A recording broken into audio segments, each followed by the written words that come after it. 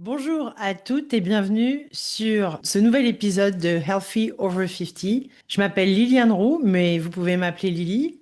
Je suis spécialiste de la santé et de la performance féminine et aujourd'hui, nous allons parler de 7 aliments et boissons que les femmes de plus de 40 ans devraient éviter ou réduire considérablement si elles souhaitent améliorer leur niveau d'énergie, soutenir leur équilibre hormonal, mieux gérer leur poids et réduire leur risque de maladies chroniques.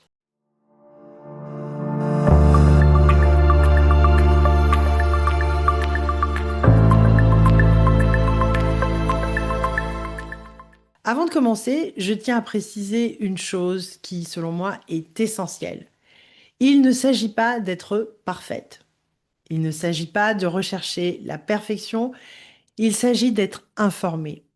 La plupart des femmes avec lesquelles je travaille font de réels efforts pour bien manger. C'est plus que clair. Pourtant, beaucoup consomment sans le savoir des aliments qui perturbent leur glycémie, augmentent l'inflammation, affectent la santé intestinale et rendent plus difficile le fait de se sentir bien dans leur corps. Alors, commençons par le premier aliment. Le numéro un à vraiment éviter, les sodas. Les sodas sont l'un des moyens les plus rapides d'inonder votre organisme de sucre.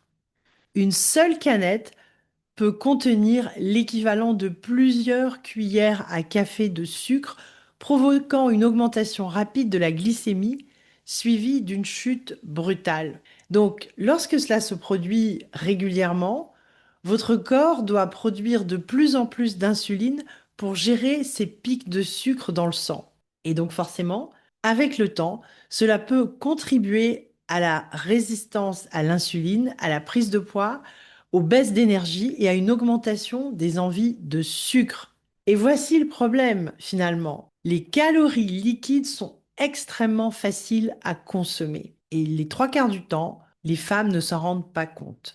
La plupart des gens ne mangeraient jamais 10 cuillères à café de sucre à la cuillère, mais ils peuvent les boire en quelques minutes sans même s'en rendre compte.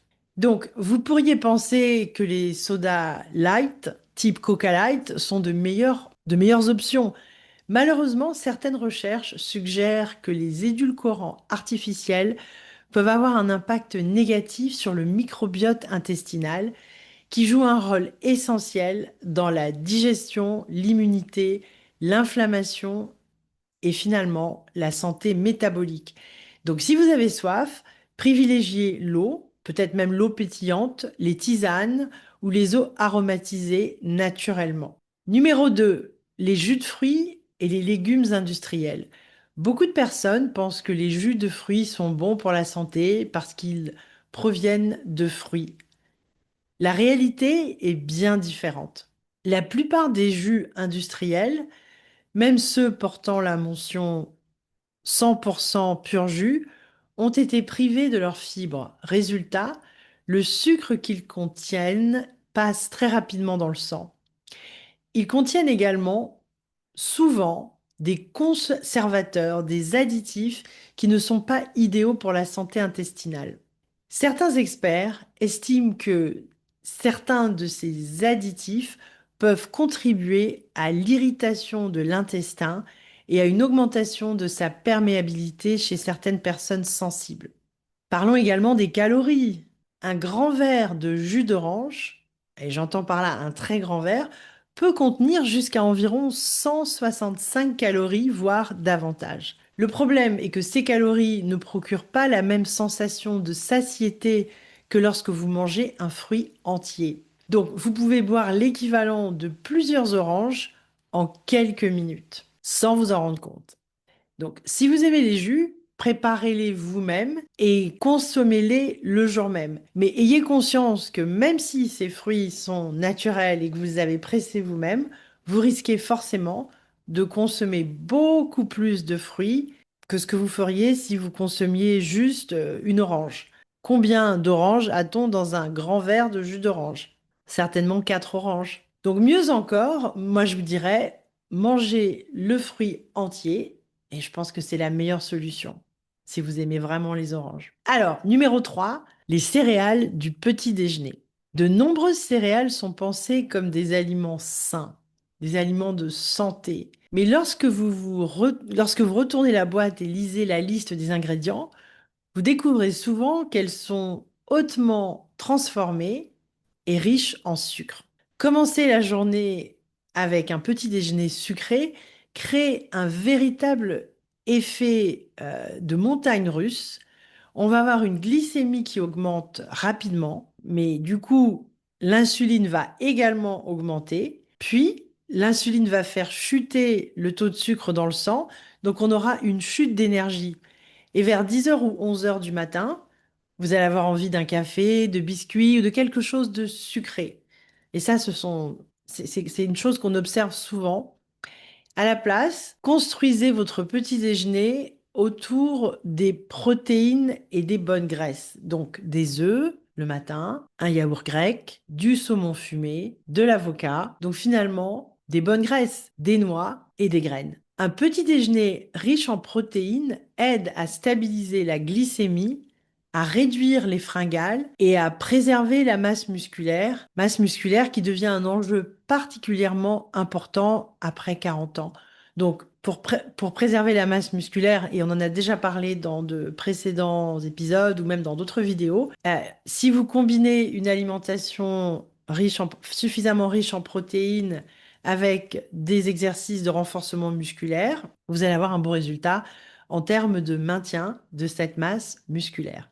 Numéro 4, les barres énergétiques, les barres protéinées, les barres aux fruits et aux noix. Et ça surprend beaucoup. Ça surprend beaucoup parce que la plupart des barres énergétiques ou protéinées ne sont rien d'autre que des barres chocolatées déguisées en aliments santé. Oui, elles contiennent souvent des protéines, c'est vrai. Oui, elles contiennent parfois des fibres, mais elles contiennent également de grandes quantités de sucre, de sirop, de conservateurs, d'arômes artificiels et d'ingrédients ultra transformés. Et du coup, beaucoup de femmes choisissent euh, ces barres, pensant faire un bon choix nutritionnel, alors qu'elles consomment en réalité quelque chose qui ressemble davantage à un dessert. Et c'est vrai que c'est très courant chez les femmes qui travaillent beaucoup, qui n'ont pas beaucoup de temps et qui vont se dire, à la place de sauter un repas, à la place de sauter le déjeuner, elles vont consommer une barre. Et c'est vraiment pas du tout la bonne stratégie. Privilégiez plutôt les aliments simples, les œufs durs, une poignée de noix, autant d'alternatives moins transformées ou non transformées, un yaourt grec, un fruit accompagné d'un peu de beurre d'amande ou de beurre de cacahuète. Voici quelques alternatives. Ces options, généralement, sont plus rassasiantes et beaucoup moins transformées. Et ce sont vraiment de meilleures alternatives. Numéro 5, en parlant des aliments ultra transformés, l'une des habitudes les plus importantes à développer après 40 ans est d'apprendre à reconnaître les aliments ultra transformés. Et c'est vrai que là, c'est un enjeu qui est réel pour notre santé. Ces aliments-là contiennent souvent des ingrédients comme le sirop de maïs avec une haute teneur en fructose, le saccharose, toujours du sucre finalement qui est un peu caché. Donc le sucre est ajouté sous d'autres formes. Et c'est très facile de passer à côté si on ne fait pas attention. Et finalement, on les retrouve partout. On les retrouve partout dans les sauces pour pâtes, dans les céréales. On parlait des céréales il y a quelques minutes. Les snacks, les desserts, ces, ces ingrédients sont rajoutés. Finalement, même dans les plats préparés et bien sûr dans les confiseries. Donc en fait, il faut faire preuve de vigilance et même lorsque ces ingrédients ne sont pas clairement identifiés comme du sucre, ils peuvent avoir un impact important sur la glycémie et sur l'insuline. C'est particulièrement important si vous souffrez de prédiabète, de diabète de type 2, de syndrome métabolique ou si vous avez du mal à perdre de la graisse abdominale. Donc, plus votre alimentation repose sur des aliments naturels et peu transformés, plus il devient facile de réguler l'appétit, l'énergie, les hormones et la composition corporelle. Alors, numéro 6, le chocolat noir et le chocolat chaud du soir. Alors, je sais ce que vous allez dire. Avant que tout le monde ne s'inquiète, je ne suis pas en train de dire qu'il faut bannir le chocolat noir. C'est pas du tout ce que je dis. Mais il faut savoir que le chocolat noir possède de nombreux bénéfices potentiels, on est d'accord. Cependant, le moment où vous le consommez est important, extrêmement important.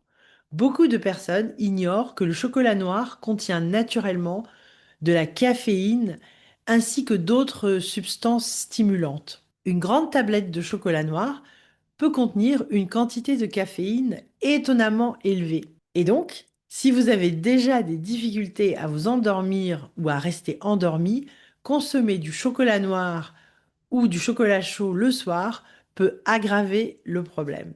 Alors vous le savez bien, on l'a déjà dit, après 40 ans, un sommeil de qualité est l'un des outils les plus puissants pour soutenir l'équilibre hormonal, la gestion du poids, l'énergie, la récupération et le vieillissement en bonne santé. Si vous aimez le chocolat, essayez de le consommer plutôt dans la journée, plutôt dans la journée qu'avant de vous coucher, c'est certain. Alors, les boissons caféinées aromatisées. Aliment numéro 7, ou plutôt, on termine par une boisson. De nombreuses boissons à base de café contiennent plus de sucre qu'un dessert. Oui, les lattés au caramel, les mochas, les frappuccinos, les cafés aromatisés saisonniers, tous ces produits qu'on essaie de nous vendre, certaines de ces boissons peuvent contenir plusieurs centaines de calories ainsi que des quantités importantes de sucre. Donc, ne pas tomber dans ce piège-là. Et le problème n'est pas forcément le café en lui-même, bien évidemment. Le problème, c'est tout ce que l'on y ajoute. Et on ne sait pas tout ce qu'on y ajoute, mais en tout cas, on sait qu'il y a du sucre. Donc, c'est extrêmement important de prendre, de vous rappeler qu'on rajoute du sucre, des sirops aromatisés, donc qui contiennent aussi des additifs artificiels, de la crème fouettée.